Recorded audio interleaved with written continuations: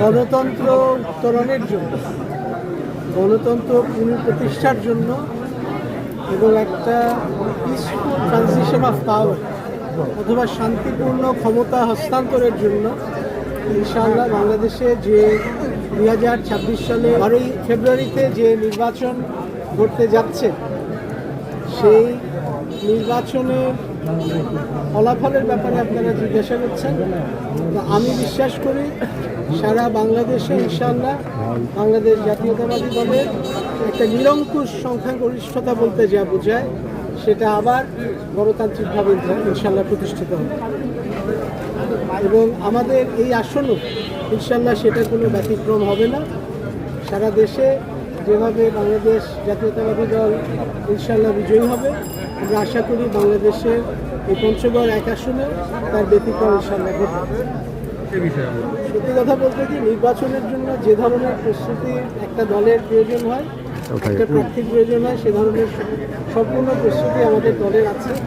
এই উদ্দেশ্যে আমরা আগেও কাজ করেছি, এখনও করে যাচ্ছি। এবং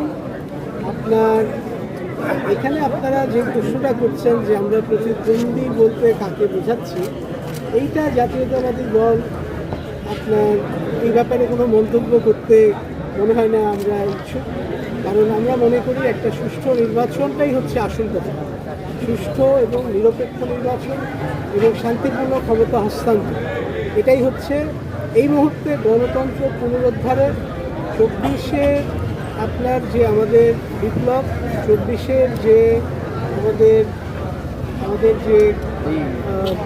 আমাদের যেটা যেই উদ্দেশ্যে এবং যেই ত্যাগ, যেই কারণে এই ত্যাগগুলো হয়েছিল, যে গণতন্ত্র পুনরুদ্ধার, বাংলাদেশে আইনের শাসন প্রতিষ্ঠা, বাংলাদেশে আপনার উন্নয়নের একটা ধারা আমরা নতুন করে প্রতিষ্ঠা করতে চাই, মানুষের অধিকার প্রতিষ্ঠা করতে চাই। সেই উদ্দেশ্যকে সামনে রেখে এই নির্বাচন এবং এই নির্বাচনের মাধ্যমে বাংলাদেশ সেই পথে ইনশাআল্লাহ হাঁটবে। আমাদের নেতা তারেক রহমান সাহেব বলেছেন যে তার একটি পরিকল্পনা রয়েছে এবং বিএনপি এই পরিকল্পনা 2023 সাল থেকে দিয়ে এসেছে। আমাদের সেই পরিকল্পনা অনুযায়ী ইনশাআল্লাহ বাংলাদেশ সামনের দিকে অগ্রগামী হবে। ধন্যবাদ।